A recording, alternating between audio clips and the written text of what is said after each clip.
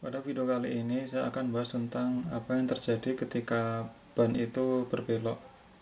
Nah, ketika ban berbelok itu nanti akan muncul yang namanya sudut slip. Nah, ketika belok itu ban terkena gaya lateral. Gaya lateral kan artinya dia gaya yang mengarah ke samping. Nah, akan ada gaya aksi, maka akan ada gaya reaksi. Gaya aksinya adalah berupa gaya sentrifugal Fs. Jadi ketika kita melakukan manuver belok itu berarti nanti kita akan terkena gaya yang berupa sentrifugal di senter roda ini. Ini roda, ini peleknya, ini adalah bannya. Yang diarsir adalah ban dan ini adalah peleknya. Ini adalah senter rodanya. Ketika kita belok itu pada senter roda itu akan terkena gaya sentrifugal karena kan ban itu dihubungkan ke bodi itu kan melalui poros kan ada di senter, maka gaya akan diteruskan di senter roda. Nah, gaya aksinya adalah berupa gaya sentrifugal Fs, kemudian gaya reaksinya itu adalah berupa gaya gesek. Nah, gaya gesek dalam hal ini disebut dengan cornering force, disimbolkan dengan Fj alpha.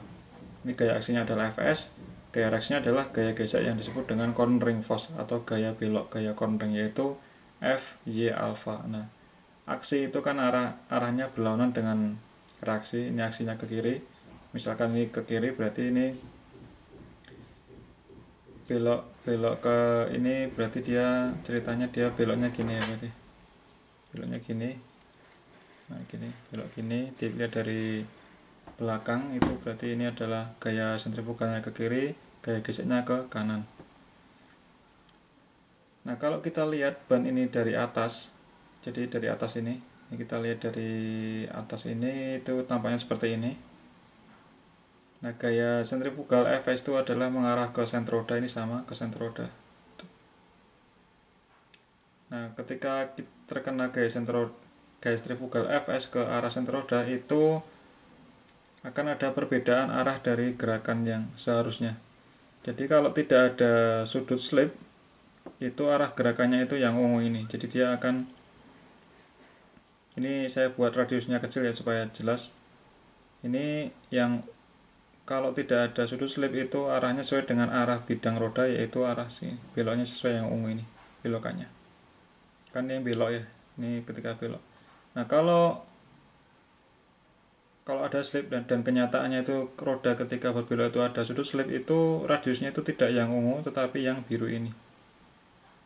Nah, jadi arah gerakannya yang harusnya itu lurus kan dia akan membentuk jari-jari yang ungu. Itu akibat adanya gaya sentrifugal Fs itu akan menyebabkan gerakannya itu ke sini, ke arah A. Jadi ada perbedaan antara gerak roda dengan gerak yang seharusnya. Gerak yang seharusnya itu adalah gerak arah idealnya. Idealnya kan arah gerakannya sesuai dengan bidang roda, yaitu ke atas ini. Nah, tetapi karena ada gaya sentrifugal ke kiri, berarti kenyataannya itu roda akan bergerak ke arah A, sehingga bentuknya adalah radius yang biru ini. Jadi kalau radiusnya itu kecil, itu seharusnya itu radiusnya adalah yang ungu, arahnya senternya di sini, tapi akan berubah menjadi yang ungu, yang biru ini, karena dia bergerak dengan arah A. Nah, karena A itu adalah arah gerakan roda, kemudian alfa, karena ada perbedaan arah dari roda dengan arah gerakan, maka akan muncul yang disebut dengan sudut slip, yaitu alfa. Alfa itu adalah sudut slip, artinya sudut yang dibentuk akibat perbedaan arah dari bidang roda. Arah bidang roda adalah yang ke atas ini dengan arah yang sebenarnya, yaitu yang ke arah A. Ini membentuk sudut alfa. Nah, alfa atau sudut alfa itu, sudut slip itu muncul karena sifat elastis dari ban. Nah, ini kita lihat kalau tampak dari atas ya, itu ini itu akan meleot. Ini yang gini, bagian yang di tusuk ini adalah yang terusan yang ini. Dilihat dari atas ini, itu dia akan meleot sini. Itu adalah yang ini, sini sama sini. Bagian yang sidewallnya, ini bagian sidewallnya melewat ke kanan. karena bagian senternya didorong ke kiri, ini melihat ke kanan. Nah, kemudian bagian tapak bannya, bagian treadnya itu lebih parah lagi, dia terdeformasinya, yaitu yang hitam ini. Nah, di bagian tapak ban akan melihat seperti ini. Nah, akibat adanya ini, deformasi ini, sifat elastis dari ban, maka dia akan melihat seperti ini. Maka arahnya akan mengikuti dari arah deformasinya, itu arah deformasinya adalah seperti ini, sehingga arah gerakannya adalah A. Meskipun rodanya itu menghadap ke arah atas ini, ke arah sini, tapi dia gerakannya ke arah A, karena pengaruh dari ini, elastis dari ban, perubahan bentuk ini melewatnya ini. Nah, dengan demikian akan ada hubungan antara gaya lateral, yaitu gaya sentrifugal, dengan sudut slip. Ada hubungan antara gaya sentrifugal dengan sudut slip. Nah, secara gampangnya, semakin besar gaya sentrifugal, maka akan semakin besar sudut yang dibentuk, karena akan semakin jauh dari arah bidang rodanya. Nah, hubungan antara cornering force itu adalah gaya reaksi dari gaya sentrifugal, yaitu Fj alpha.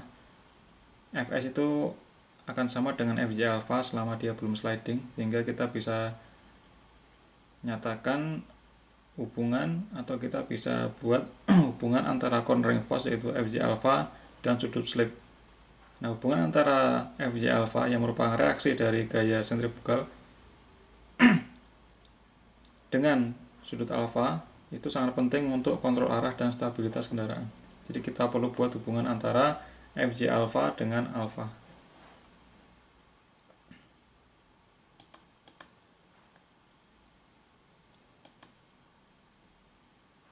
Nah, video saya cukupkan sekian. Ini saya bercerita terlebih dahulu mengenai bagaimana terbentuknya sudut alfa, sudut slip. Nah, di video selanjutnya kita akan bahas tentang hubungan antara sudut slip dengan cornering force dengan Fj alpha dengan gaya belok. Terima kasih, sampai ketemu di video selanjutnya.